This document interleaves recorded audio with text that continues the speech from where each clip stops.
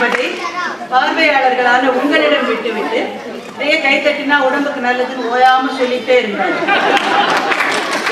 இது சென்னையிலேயே நாங்க கேட்டிருக்கோம். அதிகம் கைத்தட்டல் பெறாத யாரோ ஒருத்தர் கிளப்பி விட்ட புரளி.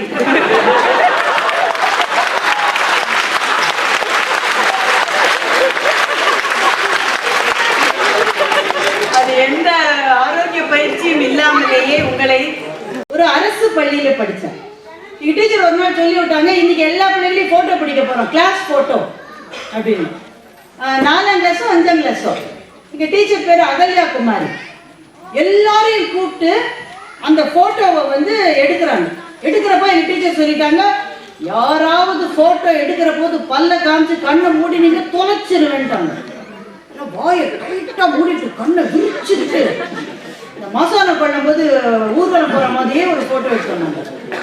அந்த போட்டோ மாதிரி ஒரு போட்டோ எடுத்தோன்றதே நினைவு அடுக்குகளில் மறைந்து விட்டது.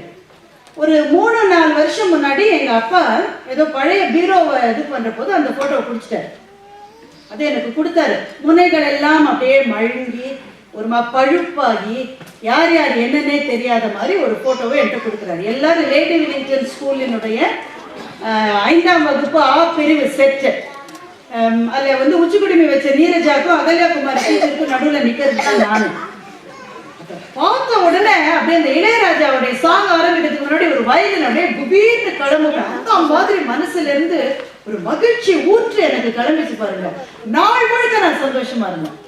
இப்ப எவ்வளவு போட்டோ எடுக்கிறோம், டிவிலேயே வந்தாச்சு, 1000 போட்டோ இருக்கு. முன்னாடி ஆல்பம் ஒண்ணு இருக்க மட்டும் திறந்தாலும் பார்த்துருந்தோம். இப்ப செல்ஃபி நம்ம போன்லயே எடுத்துக்கிறோம்ல, அந்த போனை மாத்தினோன்னு எல்லா போட்டோவும் காணாம போகுது. அது ஒரு மதிப்பே இல்லை. இவ்வளவு போட்டோ இருக்கிற போது என்ன மதிப்பு எந்த போட்டோக்கும்? ஆனா அந்த போட்டோ சோ பிரஷியஸ். பார்க்க சந்தோஷமா இருந்தது. அந்த டீச்சர் சொல்லிட்டாங்கல்ல, கண்ணை யாருமே சிமிட்ட கூடாது, தொலைச்சிடுவேன். இந்த கண்ணை திறந்துட்டு இருக்கிற போது அந்த கேட்ட கேமராவினுடைய கிளிக் இன்னமும் துல்லியமாக என் காதுகளில் ஒலித்துக் கொண்டே இருக்கு. பெரிய சம்பவம். போட்டோ பிடிச்சிட்டோம்ல நாங்க, பெரிய சம்பவம். எப்படிங்க ஒரு சின்ன போட்டோ இவ்வளவு சந்தோஷத்தை தர முடியுமா? நம்முடைய அன்றாட வாழ்க்கை என்பது பெரும்பாலும் போராட்டங்கள் நிரம்பியதாகவே இருக்கிறது. பல பேரை திருப்தி பண்ண வேண்டும். அவங்க ரொம்ப வருத்தப்பட்டாங்க. அவங்க மனைவியை கூட்டிட்டு போய் ஒருத்தர் கொடைக்கானல்ல இருந்து தள்ளுற ஐடியாலாம் சொல்லி போட்டிருக்காங்க. மனைவிகளினுடைய விருப்பம் என்னன்னு மேடையில கூட அவங்க சொல்ல மாட்டாங்க, மனசுலதான் இருக்கும். கொடைக்கானல்ல இருந்து தள்ளுவது அல்ல. ஆனா பல சமயங்கள்ல பெண்களுக்கு இன்னமுமே கூட கூடுதல் சுமை. ஒர்க்கிங் விமனா இருந்தாக்க வீடு சார்ந்த பிரச்சனைகள், அலுவலகம் சார்ந்த பிரச்சனைகள், பிள்ளைகளை வளர்க்க வேண்டிய பிரச்சனைகள், இதுக்கு நடுவுல எது மகிழ்ச்சியை தருகிறது?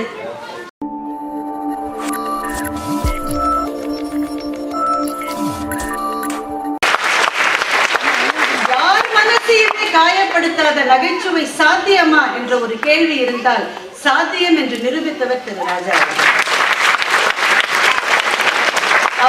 அவரோடு பேசுகிற போது எதிரணியில் நாங்கள் இருக்கிற போது கீழே எங்களை கிழிப்பாரு. நாங்க தான் ரொம்ப அதிகமா சிரிச்சுட்டு இருக்கோம். இறங்கின பிறகுதான் புரியுச்சு, நம்மளதானே இவ்வளவு சொல்லிருக்கோம். அந்த நகைச்சுவை அவ்வளவு தூரம் மயிலிறகால் வருடுவது போல நம்ம மனசை காயப்படுத்தாமல் ரொம்ப மென்மையான அழகான நகைச்சுவை, புத்திசாலித்தனமான வாதங்கள் என்று பட்டிமன்றங்களுக்கு அணி செய்த அவர் இன்றைக்கு என் கூட நடுவராக இருந்து பேச ஒத்துக்கொண்டதற்கு அவருக்கு என்னுடைய இங்க 6 அறிஞர்கள் பேச வந்திருக்கிறார்கள். அவர் ஒருத்தர் தான் இவ்வளவு நேரம் பேசி நாங்கள் கேட்டோம்.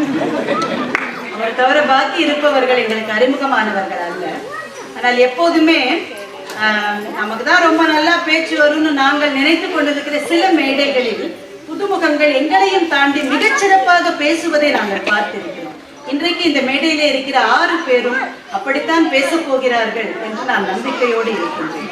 இன்றைக்கு பேச வந்திருக்கிற அவர்களுக்கு என்னுடைய வாழ்த்துக்களையும் வணக்கங்களையும் சொல்லி, தலைப்பை பற்றி இப்போது நான் எதுவும் சொல்வதாக இல்லை. வாழ்க்கையில் மகிழ்ச்சியை அளிப்பது நேற்றைய நினைவுகளா நாளைய கனவுகளா? மகிழ்ச்சி என்பது 2த்திலிருந்துமே வருது.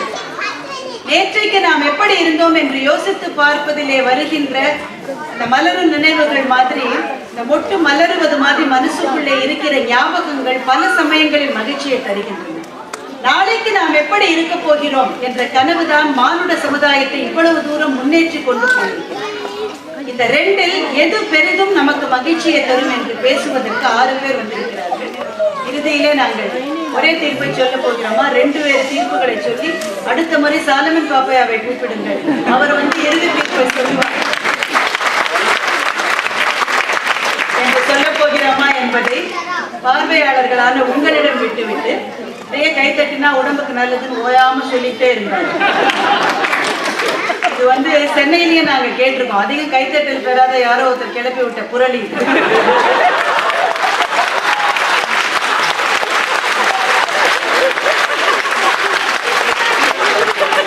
அது எந்த ஆரோக்கிய பயிற்சியும் இல்லாமலேயே உங்களை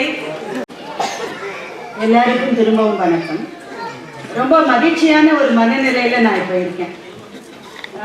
அவர் சார் சொன்ன மாதிரி வெளிநாடுகளில் போய் நாங்கள் பட்டிமன்றங்கள் நடத்துகிற போது சில சமயத்துல ரொம்ப நல்ல பேச்சாளர்கள் கிடைப்பாங்க. ஆனா பல சமயங்கள்ல என்ன ஆகும்னா அவங்களுக்குள்ள இருக்கிற குழு மனப்பான்மை காரணமாக சில பேருக்கு வாய்ப்பு கொடுத்து சில பேருக்கு வாய்ப்பு கொடுக்காம இந்த மாதிரி சில விஷயங்கள் நடக்கும். அப்போ அந்த மாதிரி பேச்சாளர்கள் ஓரளவு கம்மியாயிட்டாங்கன்னா அதற்கு பிறகு அந்த நிகழ்ச்சியை எடுத்துட்டு போது ரொம்ப கஷ்டம். அப்பதான் எங்களுக்கு புரியும், எங்க நடுவர் சாலமன் பாப்பையை இவ்வளவு வச்சு இவ்வளவு வருஷமா எப்படித்தான் கற்றுக்கொடுக்கிறாரோ. ஏன்னா இறங்க இறங்க அப்படியே உட்காரும் பட்டிமன்றம், அது திரும்ப எடுக்கிறது ரொம்ப கஷ்டம். ஆனா இந்த இடத்தில் எங்களுக்கு அந்த சோர்வே வரல. 6 பேரும் ஒருத்தர் விஞ்சி விஞ்சி விஞ்சி போனாங்க. இந்தியா பேசின திரு Ashok he someone to be noted. அதுல ஒன்றும் சந்தேகமே இல்லை. அவருடைய உடல் மொழி, அதாவது வர்ற போதே நான் யார் தெரியுமா அதெல்லாம் இல்லாம அவரை பார்த்தா ஏதோ சுமாரா பேசுவார்னு நம்ம நினைக்கிற போது அப்படியே வெடிச்சு கிளம்புறது. அது மாதிரி அபாரமா பேசியிருக்காரு. ரொம்ப ரொம்ப பிரமாதமான நகைச்சுவை உணர்வு. ஆனா நகைச்சுவைகளை அங்கேயும் இங்கேயும் ஒட்ட வைக்காம அந்த கருத்தோடு அதை சொன்னதற்கு அவருக்கு தனிப்பட்ட பாராட்டு. ரொம்ப நல்லா பேசியிருக்காரு. அசோக் பேசினதை கேட்கிற போது கிட்டத்தட்ட எனக்கும் அந்த மனநிலை வந்துருச்சு. நினைவுகள் அப்படின்றது பல சமயங்கள்ல கசப்பாவே இருக்கும் அப்படின்னு கொஞ்ச நேரம் உட்கார்ந்து அப்படியே யோசிச்சு பார்த்தா அது கண்ணதாசன் ரொம்ப நல்லா சொல்லுவாரு. எனக்கு கொஞ்ச நேரம் நான் தனியா உட்கார்ந்தா என்ன நடக்கும் அப்படின்னு கண்ணதாசன் எழுதுறாரு.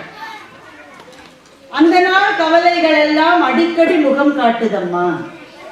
இது என்னதான் செய்யறதுன்னா தனியே படுத்தழுது தலையணையை நனைப்பதன்றி இனி ஒரு பரிகாரம் எவரும் உரைப்பதில்லை அப்படின்னு கண்ணதாசன். தனியா உட்கார்ந்து பழச நினைக்கிற போது எப்பவுமே அது மகிழ்ச்சியான நினைவுகளாத்தான் இருக்கா அப்படின்ற ரொம்ப முக்கியமான ஒரு கேள்வியை அசோக் எழுப்பியிருக்காரு. ஆனா பாருங்க, வாழ்க்கையில இவ்வளவு தூரம் கஷ்டப்பட்ட ஒருத்தர் இப்பதான் நான் பாருங்க. வீட்டுக்கு போனா ஒரு அம்மா 6 மார்க்குன்னு எனக்கு தெரிஞ்சு ஒரு இன்ஜினியரிங் காலேஜ்ல வீட்டுக்கு மார்க் அமைச்ச ஒரே டீச்சர் அவங்களுக்கு. அதுக்கப்புறமா போனாக்க ஜிம்மிக்கு போட்ட ஒரு அம்மா வேகமா இங்கிலீஷ்ல பேசிருக்கு. பல விதமான சிக்கல்களுக்கு நடுவுல தான் அவர் வாழ்க்கையை வாழ்ந்துருக்காரு. இப்பவும் அந்த வருத்தத்துல இருக்காரு. ஏன்னா மனைவியை கூட்டிட்டு இவர் தைரியமா சொல்றாரு, 5 வருஷம் கழிச்சாவது அவங்களுக்கு புரிஞ்சா அப்படின்னு சொல்லியிருக்காரு. உண்மையிலேயே வாழ்க்கை என்பது கஷ்டமான நினைவுகளின் தொகுப்பு மாத்திரம்தானா? ரொம்ப வருத்தமான நினைவுகள் தான் இருக்கு அந்த வாழ்க்கையில. வாழ்க்கை என்பதனுடைய மிக மகிழ்ச்சியான பருவம் எல்லாமே கடந்து போன பருவம்னு சில சமயம் நாம ஏன் நினைக்கிறோம்? பழைய நாட்களை நினைக்கிற போது அந்த நாட்களினுடைய துல்லியம் எவ்வளவு நல்லா இருக்கீங்க பாருங்களேன். இப்ப எவ்வளவு போட்டோ எடுக்கிறோம், நம்ம செல்ஃபி எடுத்துக்கிறோம், அதை செய்யறோம். ஒரு காலத்துல எங்களுக்கெல்லாம் போட்டோ என்பது ஒரு பெரிய விஷயம். நான் தமிழ் மீடியம்ல தான் படிச்சேன். ஒரு அரசு பள்ளியில படிச்சேன். எங்க டீச்சர் ஒரு நாள் சொல்லி விட்டாங்க, இன்னைக்கு எல்லா பிள்ளைகளையும் போட்டோ பிடிக்க போறோம், கிளாஸ் போட்டோ அப்படின்னு. 4ஆம் கிளாஸோ 5ஆம் கிளாஸோ. எங்க டீச்சர் பேரு அகல்யா குமாரி. எல்லாரையும் கூப்பிட்டு அந்த போட்டோவை எடுக்கிறாங்க. எடுக்கிறப்ப எங்க டீச்சர் சொல்லிட்டாங்க, யாராவது போட்டோ எடுக்கிற போது பல்ல காமிச்சு கண்ணை மூடி நீங்க தொலைச்சிருவேன்ட்டாங்க. வாயை டைட்டா மூடிட்டு கண்ணை விரிச்சுட்டு மசானம் பண்ணும்போது ஊர்வலம் போகிற மாதிரியே ஒரு ஃபோட்டோ எடுத்தோம். அந்த ஃபோட்டோ வந்து அந்த மாதிரி ஒரு ஃபோட்டோ எடுத்தோன்றதே நினைவு அடுக்குகளில் மறைந்து விட்டது. ஒரு 3-4 வருஷம் முன்னாடி எங்கள் அப்பா ஏதோ பழைய பீரோவை இது பண்ணுற போது அந்த ஃபோட்டோவை பிடிச்சிட்டாரு. அது எனக்கு கொடுத்தாரு. முனைகள் எல்லாம் அப்படியே மழுங்கி ஒரு பழுப்பாகி யார் யார் என்னன்னே தெரியாத மாதிரி ஒரு ஃபோட்டோவை என்கிட்ட கொடுக்குறாரு. எல்லாரும் லேடி வில்லிங்டன் ஸ்கூலினுடைய 5ஆம் வகுப்பு ஆ பிரிவு செட்டு. அதில் வந்து உச்சிக்குடிமை வச்ச நீரஜாக்கும் அகல்யாகுமார் டீச்சருக்கும் நடுவில் நிற்கிறது தான் நான். பார்த்த உடனே அப்படியே அந்த இளையராஜாவுடைய சாங் ஆரம்பிக்கிறதுக்கு முன்னாடி ஒரு வயலில் அப்படியே குபீர்னு கிளம்புவேன். அந்த மாதிரி மனசுல இருந்து ஒரு மகிழ்ச்சி ஊற்று எனக்கு கிளம்பிச்சு பாருங்க. நாள் முழுக்க நான் சந்தோஷமா இருந்தேன். இப்ப எவ்வளவு போட்டோ எடுக்கிறோம், டிவிலேயே வந்தாச்சு, 1000 போட்டோ இருக்கு. முன்னாடி ஆல்பம் ஒண்ணு இருந்த மட்டும் திறந்தாலும் பார்த்துருந்தோம். இப்ப செல்ஃபி நம்ம போன்லயே எடுத்துக்கிறோம்ல, அந்த போனை மாத்தினோன்னு எல்லா போட்டோவும் காணாம போகுது. அது ஒரு மதிப்பே இல்லை. இவ்வளவு போட்டோ இருக்கிற போது என்ன மதிப்பு எந்த போட்டோக்கும்? ஆனா அந்த போட்டோ சோ பிரஷியஸ். பார்க்க சந்தோஷமா இருந்தது. அந்த டீச்சர் சொல்லிட்டாங்கல்ல, கண்ணை யாருமே சிமிட்ட கூடாது, தொலைச்சிடுவேன். இந்த கண்ணை திறந்துட்டு இருக்கிற போது அந்த கேட்ட கேமராவினுடைய கிளிக் இன்னமும் துல்லியமாக என் காதுகளில் ஒலித்துக் கொண்டே இருக்கு. பெரிய சம்பவம். போட்டோ பிடிச்சிட்டோம் இல்ல, நாங்க பெரிய சம்பவம். எப்படிங்க ஒரு சின்ன போட்டோ இவ்வளவு சந்தோஷத்தை தர முடியுமா? நம்முடைய அன்றாட வாழ்க்கை என்பது பெரும்பாலும் போராட்டங்கள் நிரம்பியதாகவே இருக்கிறது. பல பேரை வந்து திருப்தி பண்ண வேண்டும். அவங்க ரொம்ப வருத்தப்பட்டாங்க. அவங்க மனைவியை கூட்டிட்டு போய் ஒருத்தர் கொடைக்கானல்ல இருந்து தள்ளுற ஐடியாலாம் சொல்லி போட்டிருக்காங்க. மனைவிகளினுடைய விருப்பம் என்னன்னு மேடையில கூட அவங்க சொல்ல மாட்டாங்க, மனசுலதான் இருக்கும். கொடைக்கானல்ல இருந்து தள்ளுவது அல்ல. ஆனா பல சமயங்கள்ல பெண்களுக்கு வந்து இன்னமுமே கூட கூடுதல் சுமை. ஒர்க்கிங் விமனா இருந்தாக்க வீடு சார்ந்த பிரச்சனைகள், அலுவலகம் சார்ந்த பிரச்சனைகள், பிள்ளைகளை வளர்க்க வேண்டிய பிரச்சனைகள், இதுக்கு நடுவுல எது மகிழ்ச்சியை தருகிறது? என்றைக்கோ நடந்த ஒரு விஷயம், ஒரு சிநேகிதியோடு பகிர்ந்து கொண்ட ஒரு விஷயம் மனசுக்குள்ளே அவ்வளவு மிகப்பெரிய மலர்ச்சியை தந்துவிடும் என்றால் நேற்றைய நினைவுகள் என்பது எவ்வளவு புனிதமானது இல்லை? அது நடக்கிற போது அதுக்கு புனிதத்துவமே கிடையாது. ஆனால் பல்லாண்டுகள் கழித்து அதை நினைத்து பார்க்கிற போது அந்த நினைவுகள் ஒரு புனிதத்துவத்தையே அடைந்து விடுகின்றன. என்னுடைய அம்மாவோடு நான் கழித்த அந்த நாட்கள், எங்க அப்பாவோடு கை கோத்து நடந்து போன அந்த நாட்கள், அந்த கை விரல் வந்து எங்க அப்பாவுக்கு வந்து நல்ல பருமனா இருக்கும். அதை வந்து பிடிச்சிட்டு நடக்கிறது வந்து அவ்வளோ சுகமா இருக்கும். எங்க அப்பா ஒரு ஸ்கூல்ல ஹெட்மாஸ்டர் இருந்தார். அவர் வந்து பிட்வீன் த இயர் ஒரு பையனுக்கு அட்மிஷன் கொடுத்தாரு. அதாவது மிடில் ஆஃப் த இயர்ல பொதுவாக அப்படி கொடுக்க மாட்டாங்க.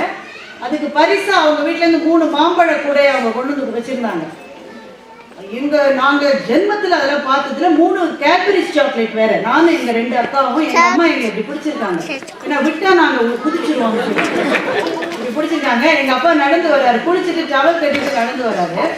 நல்லா கருப்பா இருப்பாரு எங்க அப்பா, திருநெல்வேலி கருப்பு. அப்படி வராரு. அந்த கூடை பார்த்தோன்னா அந்த காது மாட்டு செவக்குது, ப்ரொஃபைல்ல தெரியுது. கூட யார் எடுத்துட்டு வந்தது? இல்ல ஒரு அன்பளிப்பு. கூட எடுத்துட்டு ஓடி போதுன்னா அட்மிஷனை கேன்சல் பண்ணிடுவேன்றாரு அப்பா. அந்த சாரி சார்னு கூட எல்லாம் எடுத்துட்டு ஓடிட்டாரு. அன்னைக்கு அழுதோம் பாருங்க. நாங்க இவரு வாங்கி தர மாட்டாங்க மனுஷன். யாராவது குடிச்சாலும் போகும்போது அந்த ஆளு கேட்பரி சாக்லேட்டை நோக்கத்துக்கு வச்சுட்டு போறாரு. கூப்பிடுறாரு நாட்டாம அந்த ஸ்டைல்ல சாக்லேட் எடுத்துட்டு போ, மறந்துடக்கூடாது. அந்த ஆள் 3 சாக்லேட் வேற எடுத்துட்டு போயிட்டு அப்படி அழுதோம் அன்னைக்கு. இவ்வளவு நாள் கழித்து அதை நினைத்து பார்க்கிற போது எனக்கு அழுகையா வருது. சிரிப்பு, சந்தோஷம். எங்க அப்பா இவ்வளவு உயர்ந்த மனிதர் இல்ல.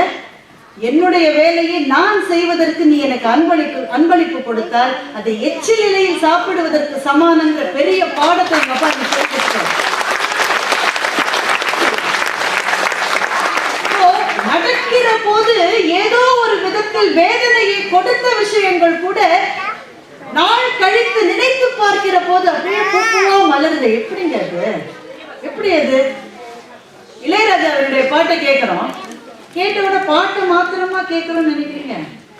ஆத்தாடி இள மனசு ஒண்ணு ரெக்க கட்டி பறக்குது சுகந்தானான்ற பாட்டை கேட்கிற போது அநேகமா முதலில் செய்த காதலை எல்லாரும் நினைச்சு பார்த்துக்கிறோம். எப்படிங்க ஒரு பாடல் நேற்றைய காதலை நினைவுபடுத்துகிறது. அந்த காதல் ஒண்ணுமே இல்லாம கூட போயிருக்கலாம், ஆனா அது தந்த ரம்யமான அந்த பிரியத்தை மனசு நினைவில் வைத்திருக்கிறது. நினைவு அடுக்குகள் எல்லாம் இருக்கு.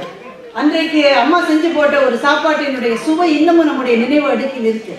என்ன 5 ஸ்டார் ஹோட்டல்ல என்ன சாப்பிட்டாலும் நல்லா இருந்தது, இருந்தாலும் எங்க அம்மா செய்யற பொரியல் மாதிரி வராது அப்படின்னு நம்ம ஒவ்வொருத்தரும் சொல்றோம்.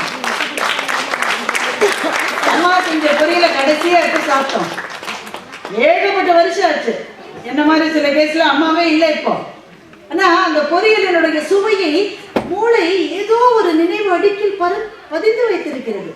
எடுத்து எடுத்து சுவைக்கிற போது அது வற்றாத பேரின்பத்தை தருகிற ஜீவ நதி மாதிரி என்னுடைய வாழ்க்கையை வளப்படுத்தி கொண்டே இருக்கிறது. நினைவுகள் மாத்திரம் இல்லைன்னா வாழ்க்கை வெறும் பாலை. பாலைவனத்துல பயணம் செய்யறவன் கூட அவனுக்கு எது சக்தியை தருதுன்னா அவன் நினைச்சு பார்க்கறான். நேற்றைக்கு அவன் வாழ்ந்த வாழ்க்கையினுடைய இனிமை தான் அவனுக்கு அந்த நேரத்தில் அவனை உயிர்ப்போடு வைத்திருக்கிறது. நினைவுகள் ரொம்ப ரொம்ப ரொம்ப ஸ்பெஷலானது. எந்த காரணம் கொண்டும் நினைவுகளை நம்ம குறைத்து மதிப்பிடக்கூடாது. அதுதான் ஒரு மனிதனை உயிர்ப்போடு வைத்துக் கொண்டே இருக்கிறது. நம்முடைய பழமையோடு நமக்கு இருக்கிற தொடர்பு இருக்கிறது, அது பிரம்மாண்டமானது.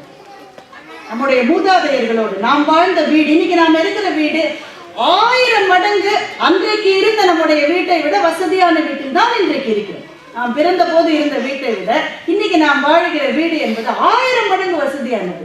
ஆனால் அந்த வீட்டில் இருந்த போது நாம் உணர்ந்த சந்தோஷத்தை இவ்வளவு பெரிய வீடு நமக்கு கொடுக்கிறதா என்றால் கொடுப்பதில்லை. நீங்க ஒவ்வொருத்தருக்கும் தனித்தனி ரூம் இருக்கு, தனித்தனி பெட் இருக்கு, அட்டாச் பாத்ரூம் இருக்கு, எல்லாம் இருக்கு. ஆனா அன்னைக்கு கசின்ஸ் எல்லாம் வந்துட்டாக்க தலைகாணி கிடையாது, பெட்ஷீட் இருக்காது. அம்மாவுடைய புடவையை விரிச்சு படுத்துப்போம். இந்த அம்மாவுடைய புடவை அந்த முந்தானைக்குன்னு ஒரு வாசனை இருக்கும். லேசா சாம்பார் வாசனை அடிக்கும், லேசா மஞ்சள் வாசனை இருக்கும். அழுத தம்பியினுடைய முகம் துடைத்த கண்ணீர் வாசம் கூட அந்த புடவையிலே இருக்கும். என்ன சுகமா இருந்தது இல்ல? இன்னைக்கு ரொம்ப நல்ல சாஃப்ட் பில்லோல தான் படுத்திருக்கோம். இருந்தாலும் அந்த புடவையில கட்டாந்தரையில படுத்த அந்த சுகம் வரலையே. கட்டாந்தரையில் வெறும் கையை வைத்து படுத்த போது வந்த தூக்கம் இன்னைக்கு வரலையே. கற்றறிந்தார் கல்வி விளங்கும் கசடரச் சொற்றறிதல் முன்னர் இழுக்கு முயூவ விளக்க உரை. குற்றமற்றொற்குலை ஆராயவதில் வல்ல அறிஞர்களிடத்தில் பல நூல்களை கற்றறிந்தவரின் கல்வியானது நன்றாக விளங்கித் தோன்றும். சாலமன் பாப்பையா விளக்க உரை. சொற்களைப் பிழை இல்லாமல் பொருள் அறியும் ஆற்றல் படைத்தவர் கூடிய அவையில் பேசும்போது பலவகை நூல்களையும் கற்று அவற்றின் சிறப்பை அறிந்த பேச்சாளரின் கல்வித்திறம் அனைவருக்கும் விளங்கும். கலைஞர் விளக்க உரை. மாசற்ற சொற்களைத் தேர்ந்தெடுத்து உரை நிகழ்த்துவோரிடமே அவர் கற்றுத் தேர்ந்த கல.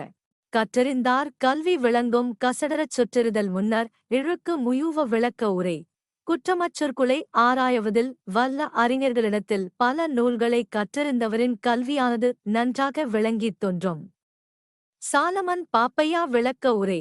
சொற்களைப் பிழை இல்லாமல் பொருள் அறியும் ஆற்றல் படைத்தவர் கூடிய அவையில் பேசும்போது பலவகை நூல்களையும் கற்று அவற்றின் சிறப்பை அறிந்த பேச்சாளரின் கல்வித்திறம் அனைவருக்கும் விளங்கும். கலைஞர் விளக்க உரை. மாசற்ற சொற்களைத் தேர்ந்தெடுத்து உரை நிகழ்த்துவோரிடமே அவர் கற்றுத் தேர்ந்த கல. கற்றறிந்தார் கல்வி விளங்கும் கசடரச் சொற்றறிதல் முன்னர் இழுக்கு முயூவ விளக்க உரை. குற்றமற்றொற்குலை ஆராயவதில் வல்ல அறிஞர்களிடத்தில் பல நூல்களை கற்றறிந்தவரின் கல்வியானது நன்றாக விளங்கித் தோன்றும். சாலமன் பாப்பையா விளக்க உரை. சொற்களைப் பிழை இல்லாமல் பொருள் அறியும் ஆற்றல் படைத்தவர் கூடிய அவையில் பேசும்போது பலவகை நூல்களையும் கற்று அவற்றின் சிறப்பை அறிந்த பேச்சாளரின் கல்வித்திறம் அனைவருக்கும் விளங்கும். கலைஞர் விளக்க உரை. மாசற்ற சொற்களைத் தேர்ந்தெடுத்து உரை நிகழ்த்துவோரிடமே அவர் கற்றுத் தேர்ந்த கல. கற்றறிந்தார் கல்வி விளங்கும் கசடரச் சொற்றறிதல் முன்னர் இழுக்கு முயூவ விளக்க உரை.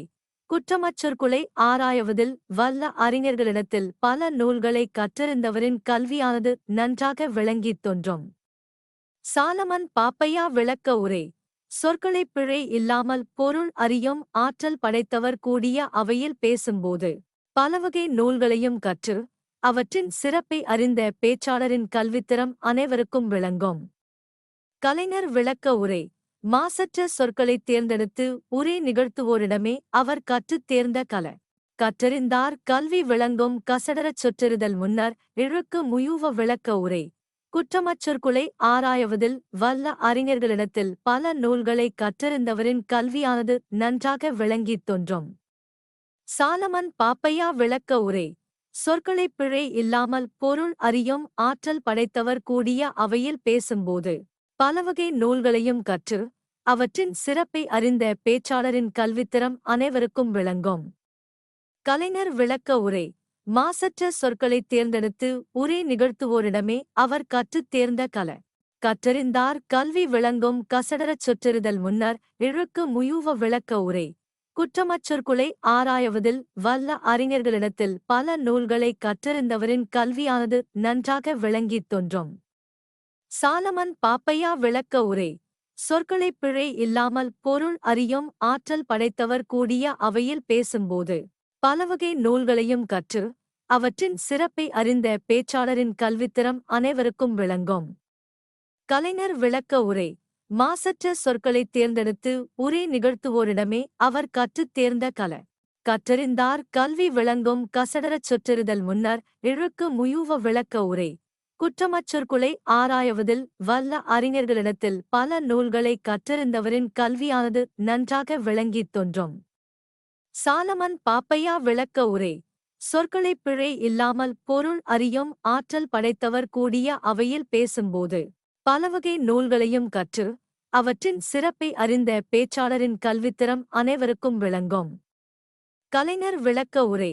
மாசற்ற சொற்களைத் தேர்ந்தெடுத்து உரை நிகழ்த்துவோரிடமே அவர் கற்றுத் தேர்ந்த கற்றறிந்தார் கல்வி விளங்கும் கசடரச் சொற்றெறுதல் முன்னர் இழுக்கு முயூவ விளக்க உரை. குற்றமற்றொருக்குலை ஆராயவதில் வல்ல அறிஞர்களிடத்தில் பல நூல்களை கற்றறிந்தவரின் கல்வியானது நன்றாக விளங்கித் தோன்றும். சாலமன் பாப்பையா விளக்க உரை. சொற்களைப் பிழை இல்லாமல் பொருள் அறியும் ஆற்றல் படைத்தவர் கூடிய அவையில் பேசும்போது பலவகை நூல்களையும் கற்று அவற்றின் சிறப்பை அறிந்த பேச்சாளரின் கல்வித்திறம் அனைவருக்கும் விளங்கும். கலைஞர் விளக்க உரை. மாசற்ற சொற்களைத் தேர்ந்தெடுத்து உரை நிகழ்த்துவோரிடமே அவர் கற்றுத் தேர்ந்த கற்றறிந்தார் கல்வி விளங்கும் கசடரச் சொற்றெறுதல் முன்னர் இழுக்கு முயூவ விளக்க உரை. குற்றமற்றொருக்குலை ஆராயவதில் வல்ல அறிஞர்களிடத்தில் பல நூல்களை கற்றறிந்தவரின் கல்வியானது நன்றாக விளங்கித் தோன்றும். சாலமன் பாப்பையா விளக்க உரை. சொற்களைப் பிழை இல்லாமல் பொருள் அறியும் ஆற்றல் படைத்தவர் கூடிய அவையில் பேசும்போது பலவகை நூல்களையும் கற்று அவற்றின் சிறப்பை அறிந்த பேச்சாளரின் கல்வித்திறம் அனைவருக்கும் விளங்கும். கலைஞர் விளக்க உரை.